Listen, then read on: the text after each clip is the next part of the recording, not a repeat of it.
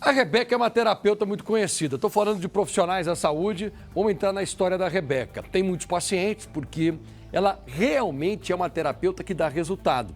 Estava no meio de uma sessão quando de repente é surpreendida. Quem entra é o Michael. Ele invade o consultório dela com tudo. Chega com o pé na porta. Ele chega com sangue nos olhos.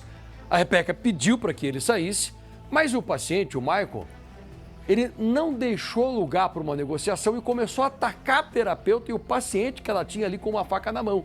Depois disso, o Michael simplesmente foge. A Rebeca foi encaminhada para o hospital, mas morreu. Os ferimentos foram graves. Sabe quem é o Michael? É um ex-paciente dela. No começo, quando a gente fala isso, muita gente pensa, deve ser o ex-companheiro, o ex-namorado, que não aceita o fim da relação. Não é nada disso. Ele era um paciente da terapeuta. Olha o quanto isso é grave, né? Quando você é um profissional assim, que faz terapia, que trabalha com outras pessoas, você está disposto a atender pessoas que têm problemas. E você oferece ajuda. Mas e se a pessoa que você está atendendo tem tanto problema que ela vai olhar para você depois e achar que você, a terapeuta, é parte dos problemas que a pessoa tem? É o que pode ter acontecido aqui. A Tina Roma, nossa correspondente nos Estados Unidos, vai trazer detalhes dessa história que choca agora a terra do Tio Sam e que vai ganhar repercussão aqui no Balanço Geral. Põe no ar. Uma terapeuta respeitada. Rebecca White, 44 anos, especialista em saúde mental. O atendimento dela era voltado para casais e também pessoas que cometeram algum tipo de crime. O site da clínica de Rebecca mostra que o foco dela era compreender os pensamentos e emoções de cada pessoa para aumentar a autoconfiança. Você acha que erra demais? Que comete sempre os mesmos erros? Você se pergunta por que não consegue acertar? Estou aqui para te dizer que há esperança. Mas para o ex-paciente Michael Smith, não houve esperança. Rebecca era muito dedicada ao trabalho. Como toda semana, atendia um paciente neste prédio em Orlando, na Flórida. Mas este dia não foi como os outros. Um homem de 39 anos invadiu o consultório. E o que ele fez impressionou a todos. Michael exigia falar com Rebecca. Quando a terapeuta pediu que ele se retirasse, Michael a golpeou com uma faca. Ele também atacou o paciente que estava terminando a sessão. O homem tentou proteger Rebecca e ligou para a polícia. Mas Michael conseguiu fugir.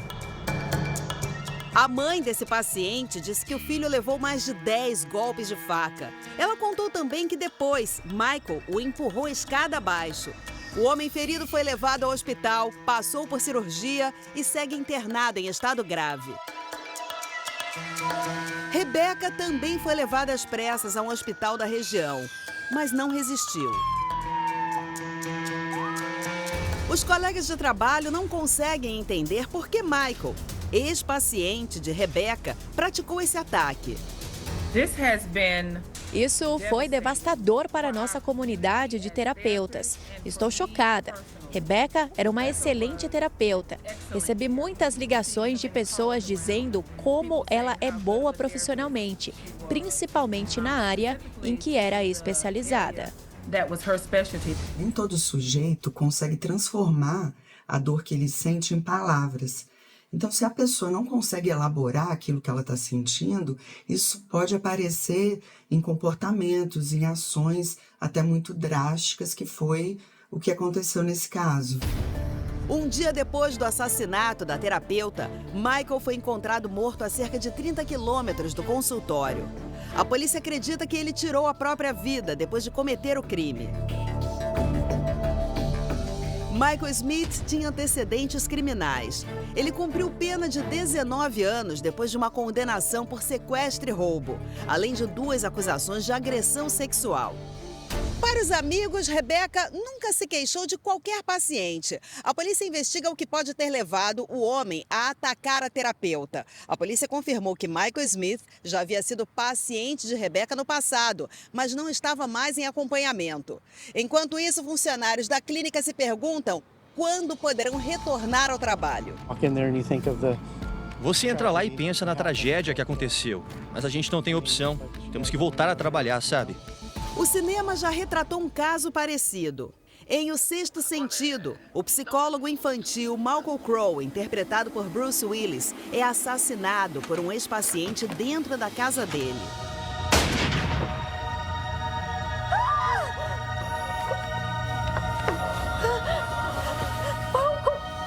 O espaço terapêutico ele pode despertar emoções muito fortes na pessoa.